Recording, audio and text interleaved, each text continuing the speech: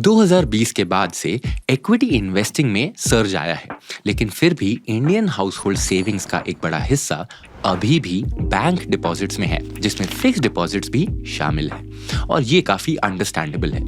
FDs fixed predictable returns देते हैं और मार्केट प्राइसेस के साथ फ्लक्चुएट नहीं करते। इमरजेंसी फंड्स के लिए, नियर टर्म गोल्स के लिए या सिंपली मार्केट वॉलेटिलिटी से ब्रेक के लिए ये चुपचाप अपना काम करते हैं। प्रॉब्लम प्रोडक्ट में नहीं है।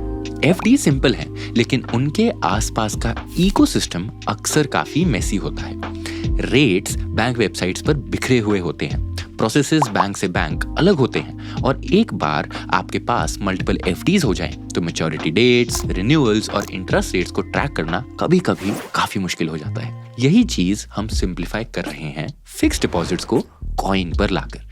इन्वेस्टिंग स्टार्ट करने के लिए अपने काइट क्रेडेंशियल से कॉइन में लॉगिन कीजिए और लेफ्ट मेन्यू से फिक्स्ड डिपॉजिट पर क्लिक कीजिए या फिर fd.zerodha.com पर डायरेक्टली विजिट कीजिए। अगर आप कॉइन ऐप यूज कर रहे हैं तो फिक्स्ड डिपॉजिट्स पर टैप कीजिए और फिर इन्वेस्ट पर। आपको अवेलेबल बैंक्स और उनकी इंटरेस्ट रेट्स डिफरेंट टेन्योर्स में दिखेंगे। कैलकुलेटर यूज करके अपने रिटर्न्स एस्टिमेट कीजिए।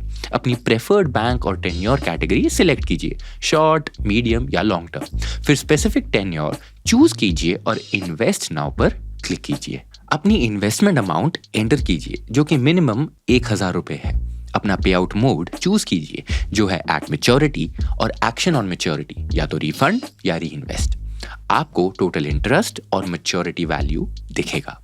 रिव्यू कीजिए और कंटिन्यू पर क्लिक कीजिए। नेक्स्ट, अपना मोबाइल नंबर वेरीफाई कीजिए। आपको बैंक से एक ओटीपी मिलेगा, उसे एंटर कीजिए और अपने केवाईसी डिटेल्स शेयर करने के लिए कंसेंट दीजिए। केवाईसी हर बैंक के लिए सेपरेटली कंप्लीट करना पड़ता है एज अ रेगुलेटरी रिक्वायरमेंट। इसके पीछे 5 पार्ट्स हैं। पहला, पैन वेरिफिकेशन।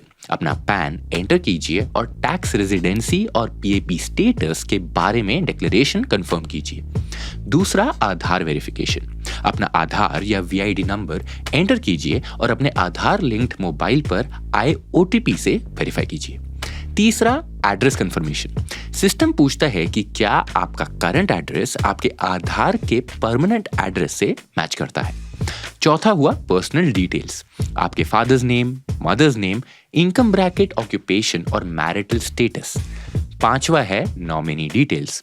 अपने नॉमिनी की इंफॉर्मेशन ऐड कीजिए या स्किप करके बाद में भी ऐड कर सकते हैं। केवाईसी के बाद अपना बैंक अकाउंट ऐड कीजिए। यहाँ 2 ऑप्शंस हैं। वाया यूपीआई जो ज्यादा फास्ट है, क्यूआर कोड स्कैन कीजिए, ₹1 पे कीजिए जो रिफंड हो जाता है और आपके अकाउंट डिटेल्स ऑटोमेटिकली फेच हो जाते हैं।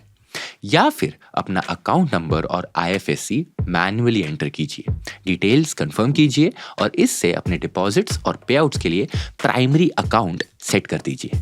आपको अपना कंप्लीट इन्वेस्टमेंट ओवरव्यू दिखेगा यहाँ। Deposit amount, tenure, bank, gains, maturity amount और डेट, इंटरेस्ट रेट, यील्ड, पे आउट मोड और बेनिफिशियरी डिटेल्स। रिव्यू कीजिए और इन्वेस्ट पर क्लिक कीजिए। यूपीआई या नेट बैंकिंग से सिर्फ अपने रजिस्टर्ड बैंक अकाउंट से ही पेमेंट कीजिए। पेमेंट के बाद 3 दिन के अंदर वीडियो केवाईसी कंप्लीट कीजिए। अपना पैन रेडी रखिए। अगर आप ये डेडलाइन मिस कर देते हैं तो आपका पैसा ऑटोमेटिकली रिफंड हो जाता है। एक बार ये सब हो जाए, आपको व्हाट्सएप पर कंफर्मेशन मिल जाएगा। आप अपने सारे एक्टिव एफडीज होल्डिंग सेक्शन में देख सकते हैं और इन्वेस्टमेंट्स, ऑर्डर्स और पेमेंट स्टेटस ऑर्डर सेक्शन में ट्रैक कर सकते हैं। अगर आपके कोई भी सवाल है तो प्लीज उन्हें कमेंट में पोस्ट कीजिए और हम उनका खुशी से जवाब देंगे। सिक्योरिटीज मार्केट में इन्वेस्ट करने की जिम्मेदारी मार्केट रिस्क के अधीन होती है। इन्वेस्ट करने से पहले रिलेटेड डॉक्यूमेंट्स को ध्यान से पढ़ें।